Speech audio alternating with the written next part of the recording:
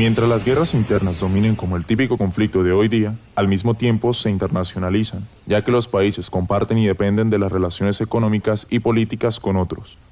Norquist. Hay diversas formas de analizar los conflictos. Se puede partir viendo aquellos que se dan entre países distantes, otros que surgen desde la intervención de conflictos internos y finalmente aquellos que se dan entre países fronterizos.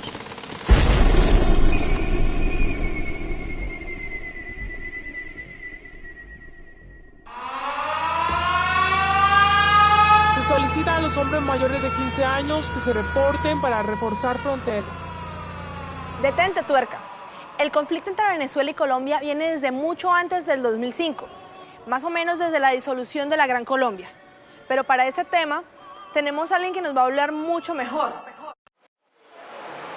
El sueño de integración de América Latina puede empezar con la carta de Simón Bolívar, en la que él se pregunta ¿qué tipo de gobierno debe haber después de la ida de los españoles en América Latina? Y la respuesta a esa pregunta es un gobierno democrático. A partir de ese momento, en ese contexto histórico, Bolívar identifica que Estados Unidos se está convirtiendo en la potencia del continente y que es necesario que los países latinoamericanos se vayan integrando de tal manera que haya una fuerza política, diplomática, incluso militar, que frene la expansión de Estados Unidos en América Latina, ¿sí? Él quiere que ese sueño se vuelva una realidad y para ello propone la construcción de la Gran Colombia, que es un proyecto político de integración de 3 países, hace la integración y posteriormente a su muerte, ese sueño que ya era hecho realidad en una parte, muere con él. Entonces la historia dice, nos podemos unir, la geografía dice que no nos podemos unir y la sociología nos dice con los guayú que no hay diferencia entre un guayú de Venezuela y uno de Colombia, que ellos pueden transitar por el territorio con facilidad. Creo que los guayú son los grupos étnicos que han podido traducir con mayor precisión el pensamiento bolivariano. ¡Gracias!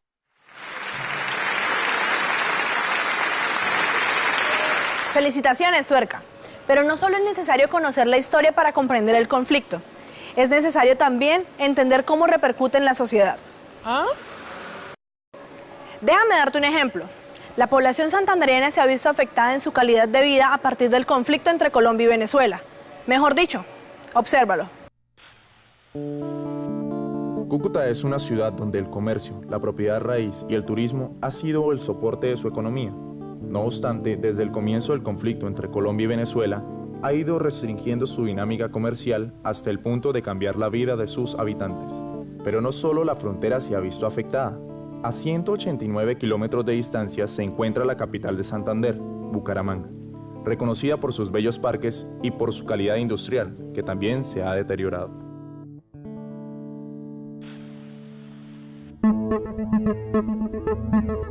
Avance noticioso, noticia de última hora. Venezuela decide romper relaciones con Colombia y ha cerrado la frontera. Entramos en pánico. No me preocupé. La mayor preocupación fue la de mis amigos, los de aquí y los de allá. Y pues normalmente lo que se ve en la frontera es como esa especie de egoísmo que hay entre el gobierno venezolano, ¿sí?, hacia el gobierno de Colombia. Entonces es solo ese egoísmo que de repente la gente o tal vez los medios exageran, mostrando videos en los que hacen que cualquier persona piense que la situación que hay en la frontera es una crisis o hasta que pueda haber una guerra entre los dos países. Entonces crea como cierto susto en algunas personas. La economía sí ha sido bastante fuerte, pero de un momento a otro las cosas empezaron a disminuir por un problema político que hubo entre los dos gobiernos y eso, pues en mi parte personal me afectó demasiado. ¿Por qué? Porque uno ya empezó a bajar el nivel de vida. Según el Informe Nacional de Desarrollo Humano para Colombia 2003, la calidad de vida de una población se mide por el nivel de ingresos, por el acceso a la salud, a la educación y a la vivienda. Asimismo, la pertenencia a una comunidad y la forma en que el individuo esté en una interacción social. Ese es el coletazo que estamos viviendo en este momento. El problema con Venezuela. Hace 3 años se creó una expectativa respecto de la importación. En ese boom, muchos empresarios del campo, muchos empresarios textileros, muchos empresarios avícolas, muchos empresarios colchoneros, muchos empresarios del sector del calzado recurrieron a los bancos y a los mismos capitales familiares vendieron algunas propiedades para aplicar esos recursos en la exportación de carne. Pues hoy están viéndose perjudicados. Como la economía está tan interconectada, el mundo se hizo un mundo virtual, muy fluido a través de los medios de comunicación. Entonces, de esa manera, el mundo, al estar globalizado, interconectado, no solamente por la comunicación, sino a través de la bolsa y la finanza, cualquier impacto que se genere en cualquier país del mundo afecta a los demás países del mundo. Cuando se afecta a la frontera, se afecta a Venezuela y se afecta a Colombia, y se afecta a la economía regional de frontera, en el cual Santander hace parte.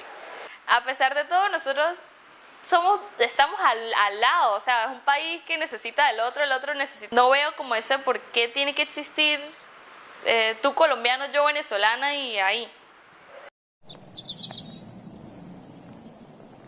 Y si así es la situación ahora, ¿qué nos mantiene unidos y qué nos espera?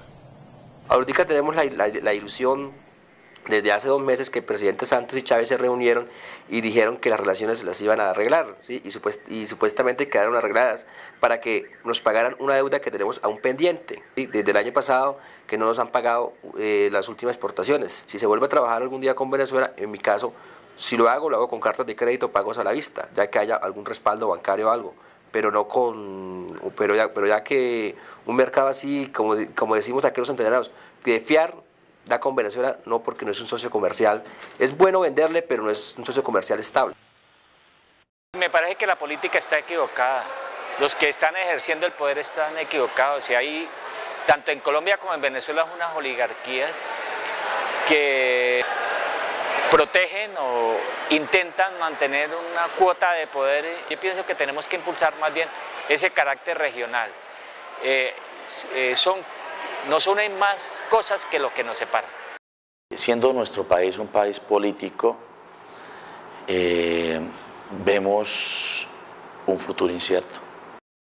Venezuela es un país hermoso, la gente es hermosa desde su manera de ser, la gente todo, y que de verdad que en el país pueden estar pasando cosas, pero no son tan complicadas como las pintan. Parte de Colombia es tremendo país, no sé por qué hay mucha gente que se quiere ir, pero a mí me encanta y obviamente me quedo con mi país, no lo voy a dejar, pero igual me siento muy feliz estando aquí.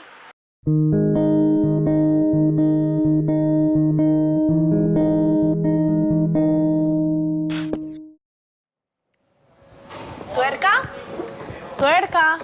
Oh, ahí estás. Y dime, ¿ahora qué piensas? Que tenemos que salir de la ignorancia y estar preparados porque todos los aspectos que se presentan en nuestras vidas son cambiantes y nos afectan sin importar dónde estemos.